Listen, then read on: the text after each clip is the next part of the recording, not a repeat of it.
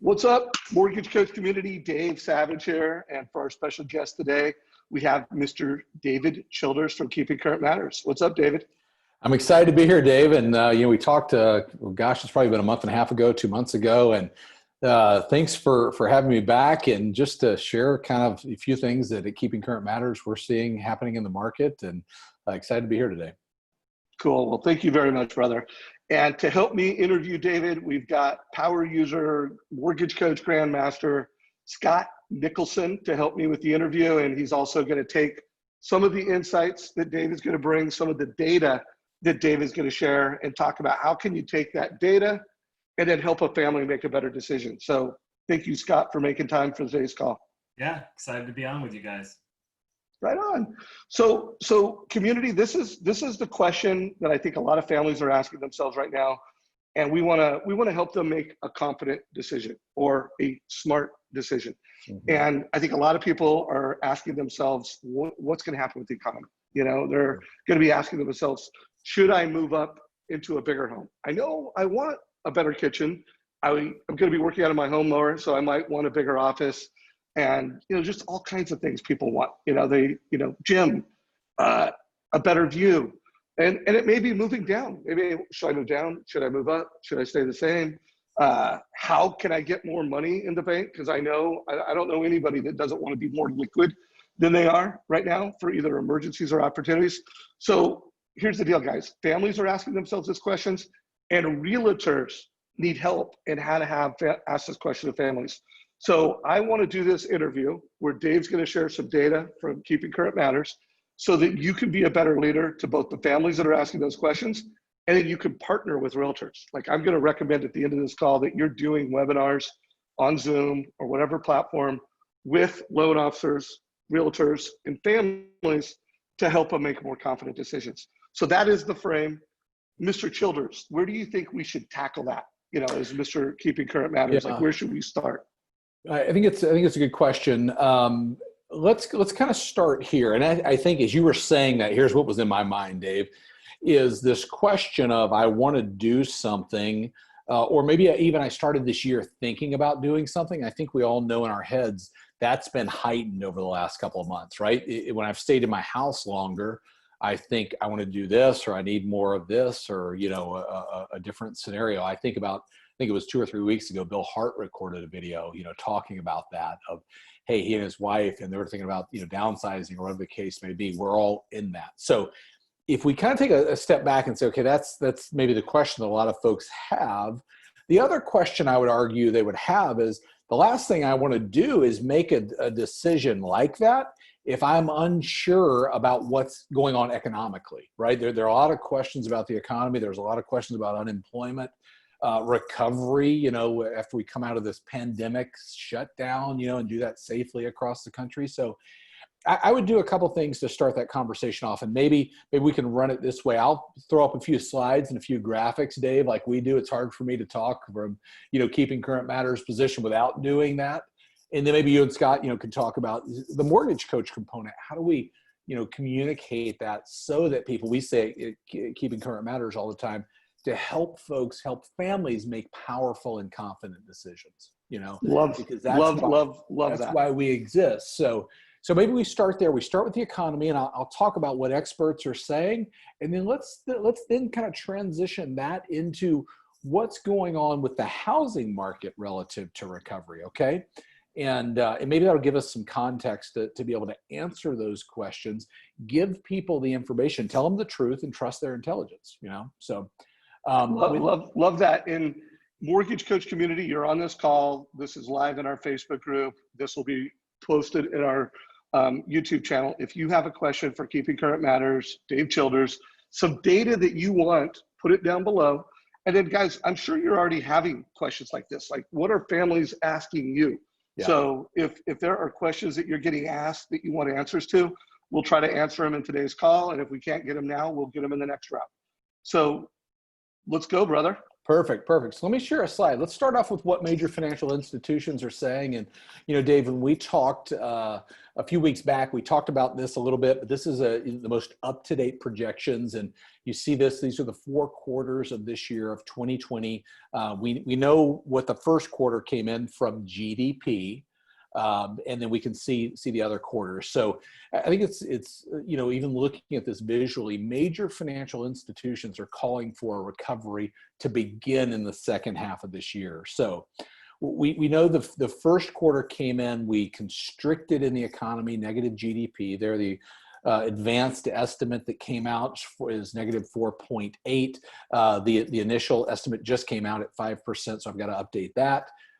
We're here in the second quarter where, all across the country, no matter where you're at, is the economy has been put on pause. The pause button has been pressed, and businesses have literally, slowed down or shut down as we've retreated to our homes.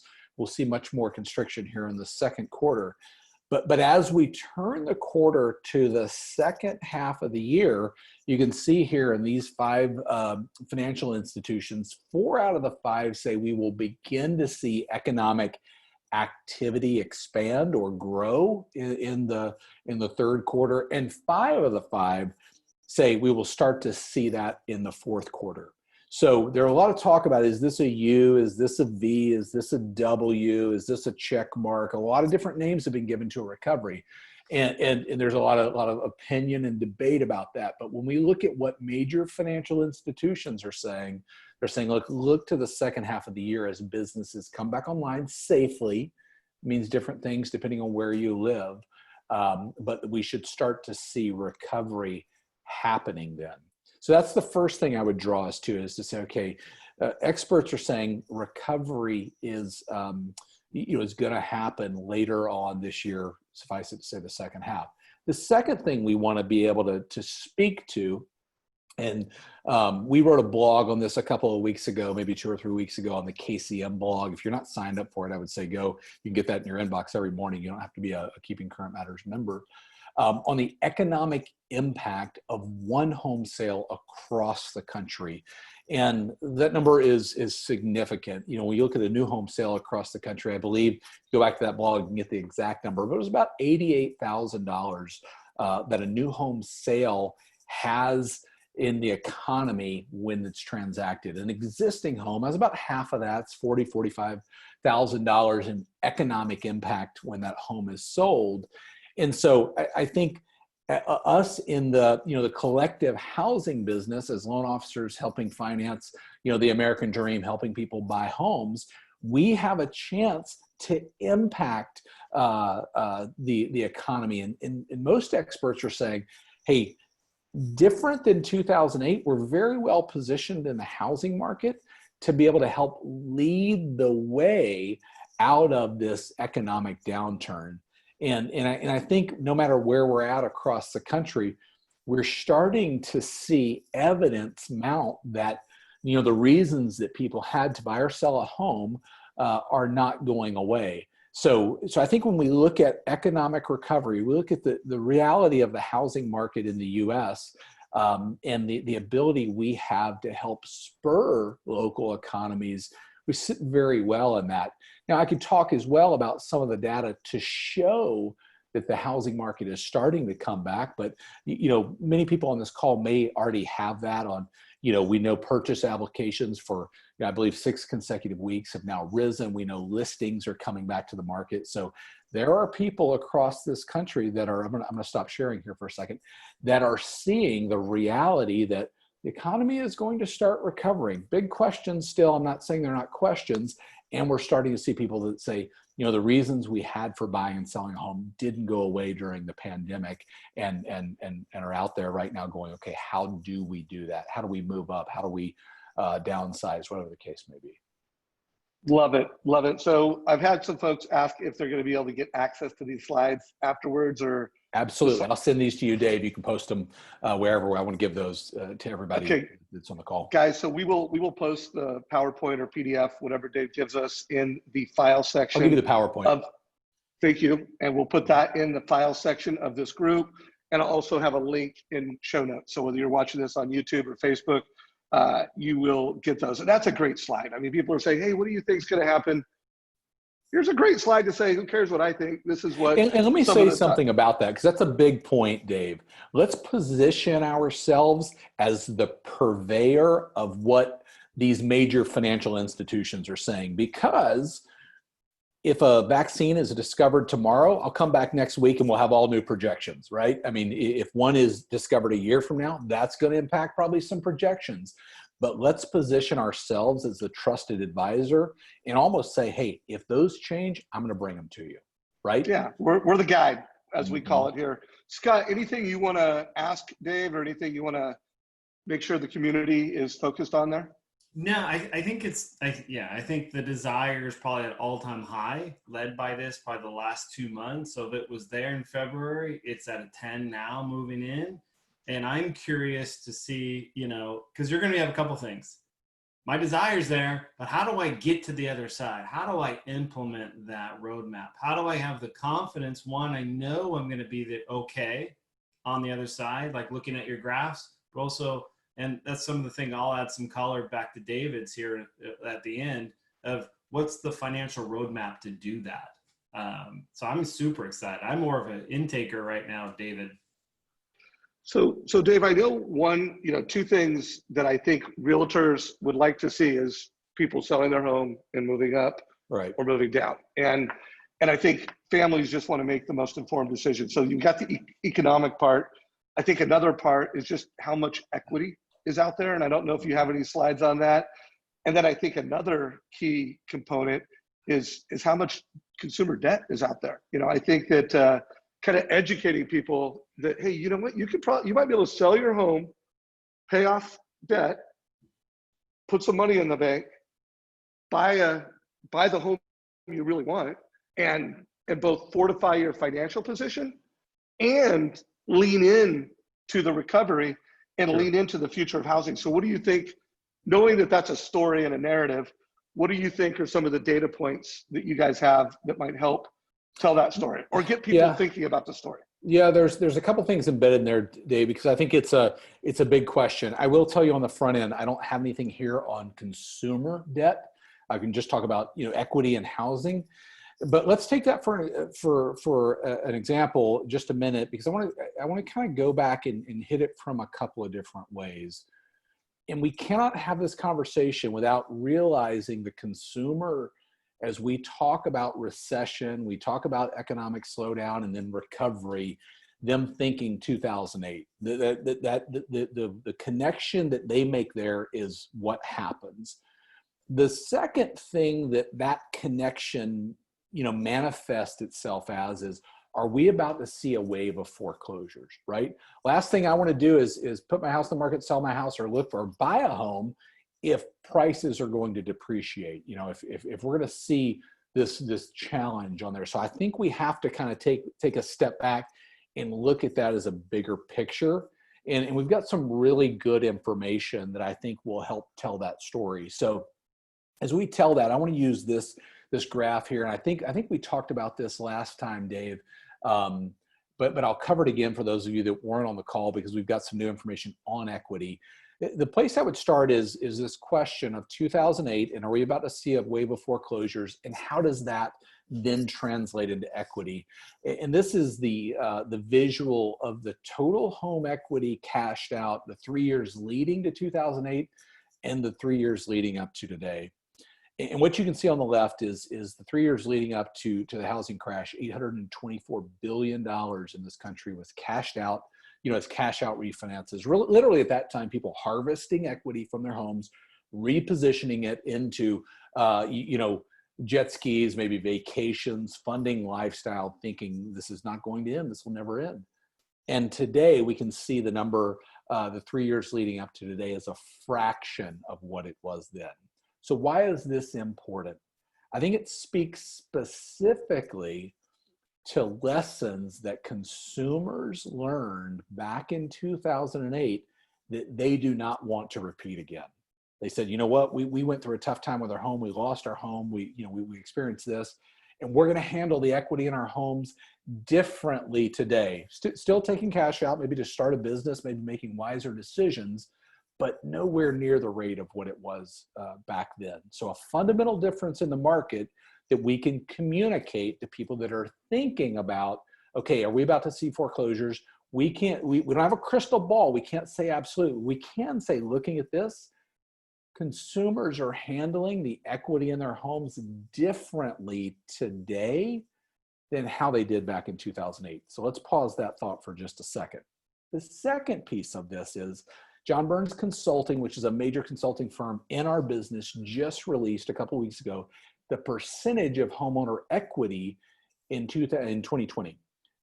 42.1% of the homes in this country are owned free and clear. And I got to tell you, Dave and Scott, when I saw that, that's a shocking number. 16.6, almost 17% of the homes have at least 60% equity. So there's significant equity in homes across the country for people, to your point, Dave, that may say, hey, look, now is the time we want to move up, being fueled by low interest rates and things. They go, okay, we can now buy more potentially that they can use that for.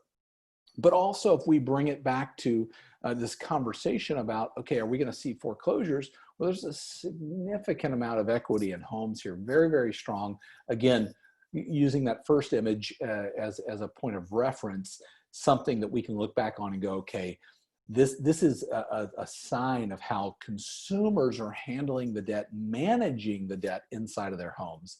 Last slide I'll throw up here real quick. It leads us to this conclusion: 58.7, when you add the 42.1 and the 16.6, of all homes in this country have at least 60% equity. That's strong. We know 42% of them are owned free and clear. They don't even have a mortgage. And then CoreLogic tells us that the average equity of a home today with a mortgage is $177,000. And so while no one is calling for depreciation right now, if a home did depreciate and that number were to go down to 150 or 125, nobody's walking away from that. And I'm not saying there aren't going to be foreclosures, but I don't think there's the fundamentals of what we're seeing in home ownership and the management of equity and debt do not support anything like what we saw in 2008. So I'm going to pause for a second, let you guys weigh in there. But I think being able to bring this to consumers today gives us a couple of advantages. One, helping them see the case is not there for a rash of foreclosures based on equity. Two, what is their equity position, and what over the last 60 to 90 days have they realized about their home of to your point, Dave, buying up or downsizing, whatever the situation in life may be. You're on mute, Dave. Got it. So my two takeaways so far is, if you were partnering with a realtor right now and you're saying, hey, mortgage coach, loan officer, partner with a realtor and call it a move up analysis, how to make smart move up and move down decision webinar, Zoom, you would start with the economy, and you shared us some slides and some things that you share. You'd go to housing and you'd say, hey guys, this isn't like the past. Look at some of the fundamentals in the housing market. Those would be how you would recommend the decision. And Scott, any questions you have on that? It sounds like that's the 1-2 punch. And now we want to, what would we do next? If we were doing a loan officer, mortgage coach, realtor event, what would be next? This is super exciting because, well, there's one question I had back to that first slide, Dave. So if the house in 2007, they cashed out at what, 280 billion or million or whatever it was, billion. 263. Yeah. What was the value, the medium sales price in 7 to where it is in 19, right? So did it come back to the same level or above and all that? I don't have that data in front of me, but I think it's suffice it to say back then that the median sales price has grown since then. Yeah. So they're in better position. Right. And that's where all that equity has grown. So, and here's where I'm super excited, just coming from a lender's perspective and what I'm going to show. So what's really nice, what David laid out is we're gonna show you stats and facts that we're in a good place. We'll probably be in a really good place of the economy, just that dip, and then there's the recovery. So let's put that fear to bed. And then now let's move forward. So now where the rubber meets the road, and I'll show, whenever you guys want, I'm going to show some like math now, right? Financing solutions to deal with two things. Number one, how do I move up with less money, right? Number two, how do I move up and still make it affordable for my family?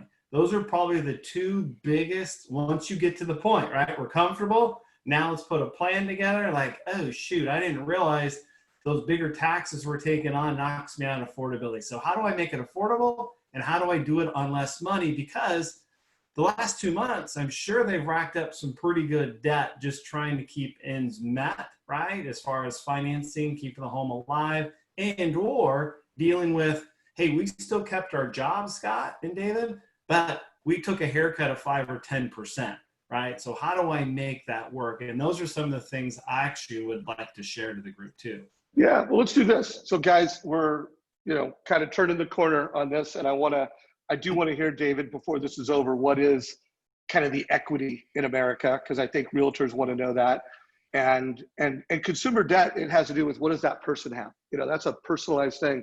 So Scott, why don't you take a minute, show us how you're having that conversation in the market, and then Dave, you respond to that. And then Dave, if you can pull up anything you have on equity or any other stats and data that you want to share from a Keeping Current Matters perspective. Sure. You see you see this? I can. Yeah, okay. we do. I'm gonna switch views real quick just to make it easier. Maybe blow it up just a little bit. Okay, so what we have right here, this presentation is a move up with less down. So I'm gonna address that client that says, hey, we don't want to invest. I want to hold back for my financial planner, my lack of confidence for whatever or we just don't have the bigger net sheet that we thought of. So row one is kind of the plan, what they were thinking, right? And here's what's really crazy about this presentation. So just draw your eyes to the payment line. 2719 across the board, all 4 payments, 2719. And then now go right down below that. Look at my cash to close. 122, 95, 67. And the last piece to draw your eyes to, I'm all on the same sales price of 567. So think about that. I have one home, I have one payment, but I have 3 different cash to close options for the consumer that I can help them with. So first row, 20% down, don't have it anymore, Scott. We restructured it with a seller buy down, put 15% down, maintained affordability, but I did it with, what is that, 27,000 less in cash to close. Did it again in row 3, kept the same house. That's the house we want to move up, Scott and agent, but I can only afford 2719, but we did it for, what is that, half the budget. We did it for 67,000 cash to close versus 122. This is a very powerful presentation because your normal loan officer sitting in row 4, right? Your non-mortgage coach, your non-move up, your non-seller buy down, because he's going Mr. and Mrs. Smith to move up in your let's say the debt or income of 2719. That's when we got to keep your payment. I got to lower your purchase price 72,000 in order to do that. That's not a move up, right? So this is a really powerful one addressing the lack or doing it with a smaller down payment. The next one is this. Here's goal. Goal was row 1. Goal is I need to move up and I want to go get this house, a bigger house for all of us, 1.25. We're going to get into a jumbo. But the problem is reality is hitting. Well, shoot, I make less money. I can only get approved for a $5,500 mortgage. So row 2, I had to drop price. This is your normal loan officer doing this. He or she dropped price by, what is that, $115,000 to get that 5551 payment, right? But I'm saying, no, let's go get that move up. Let's structure a seller buy down in here, $1.25 million, right? Look at my payment, 5551. So we kept that dream alive. So goal, can't get it because I'm making less money. We kept it alive in row 3 by structuring a seller buy down. So think about this, guys. This is, let me show you something. This is the move up presentation I put together, about finished. This is where I'm going to my existing realtor partners, and we're going into their database and creating opportunities and inventory for now our economy. Going, guys, we can make it more affordable. We can do it with less money. And let's jump on a Zoom. We'll do it after dinner. And we're just going to sit down and figure it all out and have a call for action and sit down with each family after we're done educating them how to do that and putting that plan together. And here's another one we just did that went out is selling during a pandemic. And it was basically the same strategy, but we positioned it differently based on unemployment, income, and debt. And so again, this is partnering with our real estate agents and teaching them about financing and how we can help them. So I'll stop. And if you guys have any questions. That's powerful, Scott. Just looking at that. And I think the point I would draw back to is what we talked on the front end about really addressing the issues and then you taking it to the, just the breakdown where it makes a lot of sense and showing that's amazing. I want to go back and I want to say one thing that I don't want to miss in all of that is on the front end. And First American, Mark Fleming, who's the chief economist, had a great quote on this. He said, many people still bear scars from 2008 and acknowledging that on the front end, like this is a challenge. And then I think we can arm them with good information, give them the truth, trust their intelligence, and then lay out that roadmap. I think you did it brilliantly to be able to say, okay, here's how that is achievable. So that's a great layout of a presentation, kind of back to your point, Dave, of starting out with, hey, here's where we're at. Here's the economy. Here's some information on the housing market. And Scott, your piece of, hey, here's how you build that roadmap I haven't seen it done that well, I don't think. Dave, I want to go back to the question that you asked. We talked about equity in homes across the country, and there's a significant amount of equity. The other thing that I would argue that is on a lot of people's minds that maybe we'll spend just a couple of minutes on and go through a couple of things is unemployment. Because I think there are people that, say, hey, I'm concerned about the number of people, and there's been a, historical number of people filing for unemployment the last few weeks as we've been going through this. And what is that going to look like going forward? Is that going to cause, defaults across the country? And, if it's appropriate, I certainly can talk about that as a question that comes up. Scott, I don't know if you get it. Guys, here's the deal. I want to help you as a mortgage coach, help families use data to make smarter move up and move down decisions. I mean, those are dialogues that families are having. They've never had more time to like and dislike things about the house that they're living in. They've never had more time to get on whatever app they use to look at homes. It's entertainment to dream about a different home. And guys, they want to, what's the data to make these decisions? And how I see things, guys. I want mortgage professionals to be the captain of the wealth team. I want you to be the most informed, valuable educator. And so it sounds like we're gonna start with economy. We're gonna go to housing. Now Dave's saying we're gonna go to jobs. Scott, at some point you want to say, guys, let me take all the data. Like, what are your assumptions on rates? Family, what are your assumptions on values? Family, what is your consumer debt? Family, what are your lifestyle goals and dreams? And now let me put it into a TCA. So the punchline, guys, when you do this event, at the very end of the webinar, you're going to do a couple total cost analysis based off of your local geographic market and your realtor and the type of people you have on the event. You're gonna close with the TCA. Dave's saying, let's do jobs next. So Dave, do jobs, but community, I want to know what you are doing. And I also want to know what headlines you're using. Like I use the headline, using data to make smarter decisions. What headlines are you using to get families to show up to a leadership event? So Dave, let's see what you got. Yeah, and when we wrap this up, Dave, I'm going to give you an idea, and everybody on the call, an idea of what to do with this information. Love it. So let's talk unemployment for just a minute. And I want to position the conversation this way. We've seen more employment in the last few weeks in this country. I think it's 10 weeks now than we've ever seen before. Let's realize these are families, these are individuals that are affected. Let's also, realize that depending on what business you're in, you're going to be more affected. You're in the restaurant business, you're heavily affected by this. You're in the sign business, it's probably pretty good for you right now. I go everywhere and there's all these, signs now open, or whatever the case may be. And so we live in a world today where the impact is dramatic, based on where we're at. Let's be honest too, where you live in the country impacts what's going on.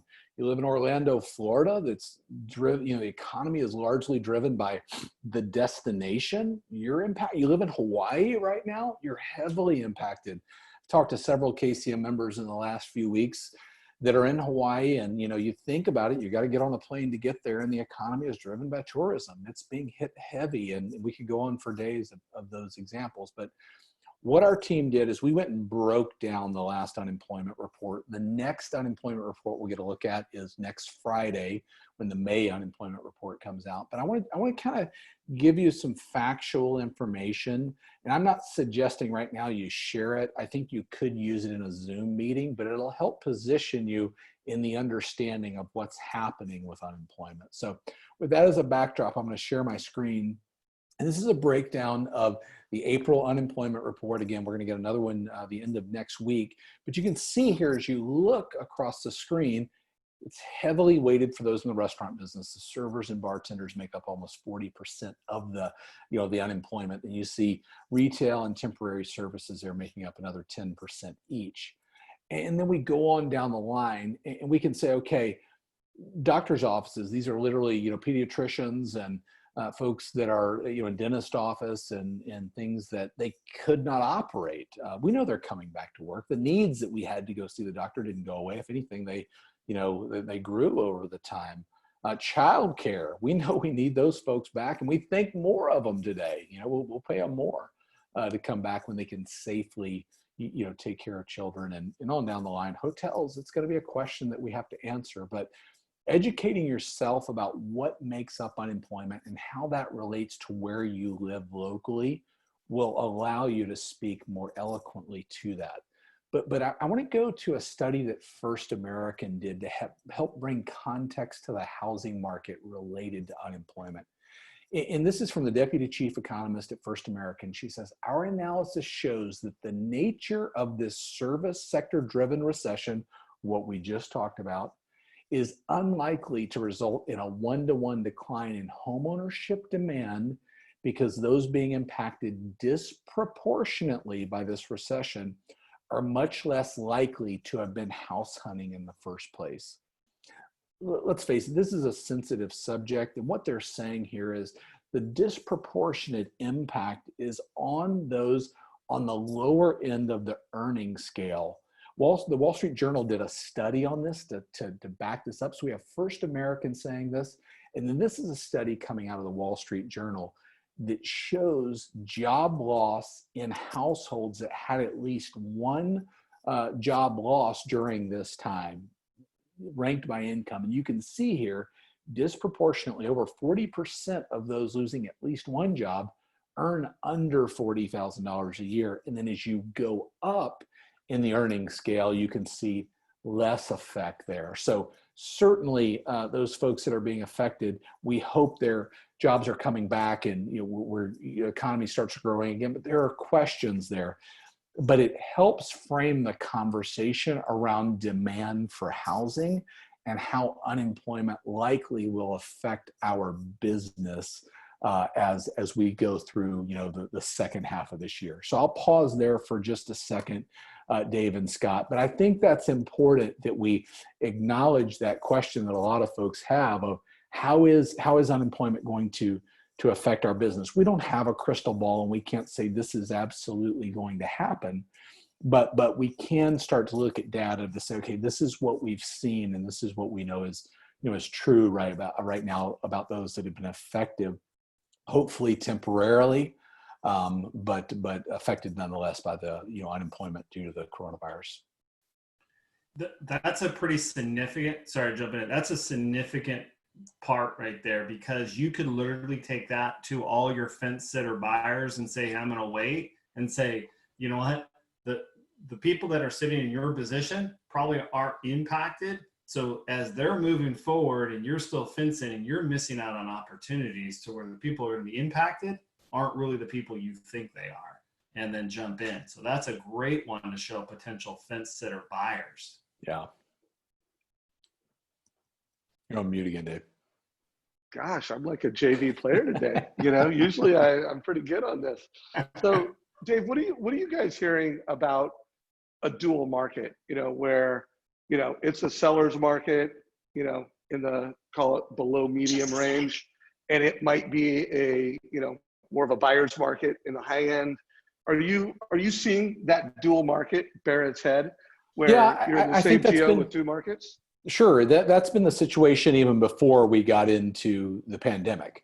On the lower end of most markets, we're seeing less affordable housing, and on the higher end, we're seeing more inventory. It's a simple supply and demand. Now, I do think that bodes very well for us to be able to communicate in our local markets. Here's what's happening, and the move up opportunity, right, is being fueled by low rates. You can now afford a home if you've been thinking about that. And oh, by the way, you're in a seller's market, you can likely command more for your home. And if you make that decision to move up, you can afford it, or it's a better value today. And oh, by the way, as we look out, appreciation is forecasted in the coming years. There's no depreciation forecasted right now. So you can wait, just going to cost more as you go down the road with and that's this interest rate scenario and the appreciation scenario.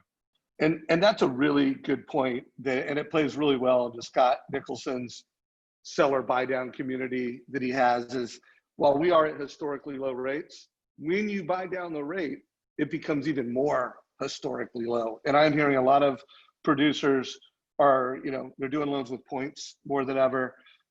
Scott, in a minute here, we're gonna wrap it up. I want to see community. You have questions for Dave. Before Dave shares his idea, Scott, anybody that wants to follow you or learn more about the community that you have, the whole seller buy down, and some of those strategies, one, are you willing to share the TCAs that you did today? Could you put those in comments? Are you cool with that? Yeah, yep, for sure. And then two, I know one of your tactics and strategies is helping families or helping realtors, wrap buy downs and creative strategies around houses. Would you mind, sharing one of your phone numbers? Describe that like in a minute or less, and how people can follow you. And then we're going to find out Dave's idea and go into wrap up mode. So if you have questions, guys, ask them now. Yeah, one, I'll put the TCAs in there. I have three really good ones that address affordability and doing it with less down. So we can, whatever the family's needs are, we can meet them there financially. Two, I'll put a number in the group, and if they want to just see some stuff, we can get some stuff, we can put that in there. That's fine. So guys, that number is an example of what they would put out there in the marketplace for consumers, put a headline on it. Yeah. And then a family would, text into that number, and they would get a TCA and they would get some value, and then you could put them into a funnel and market to them. Take a guess what the keyword's going to be. They're going to text to the number I put out. Move up.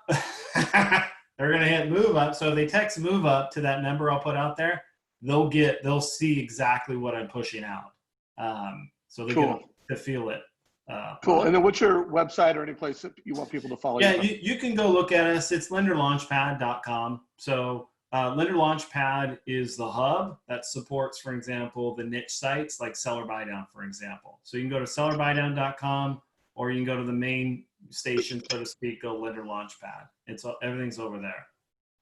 So guys, if you want to, see how Scott and other top producers like, Ryan Grant are using websites, and they're using keywords to market and get buyers into the market, follow Scott and, go and do his marketing. So Dave, I don't know if you have other insights or you just want to share that idea that you have, where do you want to go now?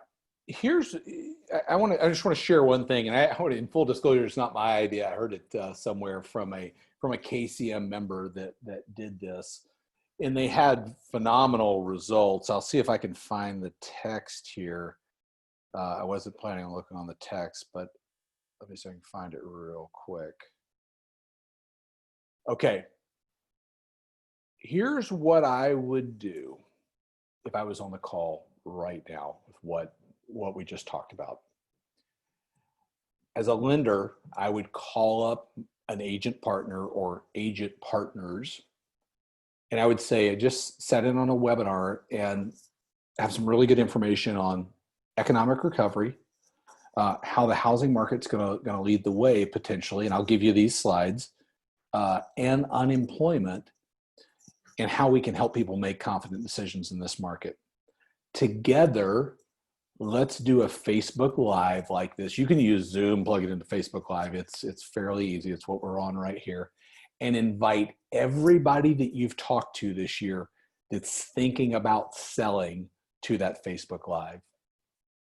Invite everybody you've been talking to that's been thinking about buying, and together, let's educate them. So in agent that I was talking to, here's what he said. Our first seller webinar had 87 registrants. Only 35 showed up, but I mean, hey, that's killer. 2 very serious listing leads for this agent. They haven't listed, blah, blah, he goes on there. The next buyer webinar, we had 108 registrants, 45 attendees. And he goes on to tell about that. But this is I would argue, this is the first crisis that we have access to technology that allows us to deliver clarity to the people that we serve. And in the market today, the New York Times came out with an article last week that said headlines today do more to terrify than to clarify. So our job right now is to clarify, like you did, Scott. Here is how you do it. Right. Here is how you go about doing, what you want to do, whether it's move up, move down, whatever the transaction is. Our job right now is to educate and clarify for the people we serve. And we have the tools to be able to do it, just like we're using here. So Dave, whatever I can, I'll give you all these slides so people have them. Educate yourself so that we can go out there and deliver this message to the market, because there's so much data and, and listings coming online and purchase applications and showings that we see that folks are coming back to the market. But there are people out there that may think, what, I'm unsure if I should right now, and we need to help them make that decision. So guys, that was a mic drop. I mean, the words that Dave used, the sequence. I mean, he gave you the script. I mean, he told you what to do, how to do it. This will be available in our YouTube channel, so you can re-listen to it. I recommend that you are reaching out to your agents, and they're reaching out together to the people that are thinking about selling, thinking about buying, past customers. And I love that. I hadn't heard that phrase that, what was it?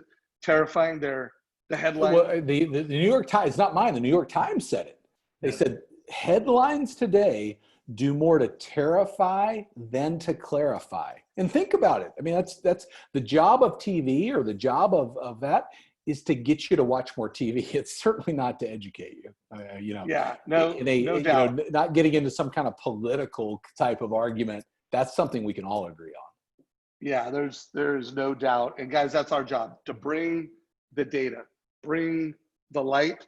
And at the end of the day, the thing and the reason why I've had such a long-term relationship with Steve Harney and Keeping Current Matters is we both believe in helping families make confident decisions. Yeah. And doing it from a data perspective. They're doing an amazing job of, watching the news, aggregating all these news sources, and then putting it in context so that realtors and mortgage professionals can bring education. So, Dave, I am so grateful for you guys. For anybody who wants to follow you, learn more, where my heart's at. I think every serious mortgage professional that you want your education and your leadership to be a competitive advantage, I think you need to use Mortgage Coach to do that. But I also think you need to use Keeping Current Matters. So how can people learn more and get on your team? Yeah, we'd love to have you on that journey. It's trykcm.com, trykcm.com, or you can go to keepingcurrentmatters.com. Go check it out. I mean, we do it for $25 a month. We tell people, if you find a cheaper option, let me know. We might go subscribe to it and get the information there. But, our goal right now is to help families make confident decisions when they're buying and selling homes. And oh, by the way, we're going to go through this pandemic. We've got the fall, and then we've got probably the most highly contested presidential election in this nation's history that our team is on top of right now, so that we can help you and help the agents you serve be able to bring the clarity to the market that they need. And that's our driving goal. That's what we want to do. And Dave, and you, Scott, we were kind of joking before we came on of just the length of time that we've known each other. And I love being able to be a part of what Mortgage Coach is doing. And anytime we can come on and do this, listen, I want to do it, and I love what you guys are doing. And thank you for the opportunity. Right on, guys. So Mortgage Coach community, if you have questions, if there's more data that you need, if there's more education that you need, let us know in comments. If there was a big takeaway that you got, let us know what that is. We love helping you guys. It's never been more fun for me to bring education to market, because there's never been more chaos. Yeah, and it's never been more needed. lack of It's clarity, never been needed and more. Right. And so, the concept that giving families clarity is at a all-time high. Never been more fun. And guys, it's never been better and more important that you learn to do this virtually. This virtual world that we live in isn't going to go in 2 weeks, 2 months. All of you need to be planning for the next 12 months. The next 16 months, you need to bring virtual education to your families. So do it with Zoom, do it with Mortgage Coach, do it with Facebook Live. Scott Nicholson, thank you, brother. Yeah. And guys, give us a like down below if you got value from this. Share it with your mortgage friends, and virtual fist bump for everybody. Good Take care. Thanks, This guys. call is a wrap.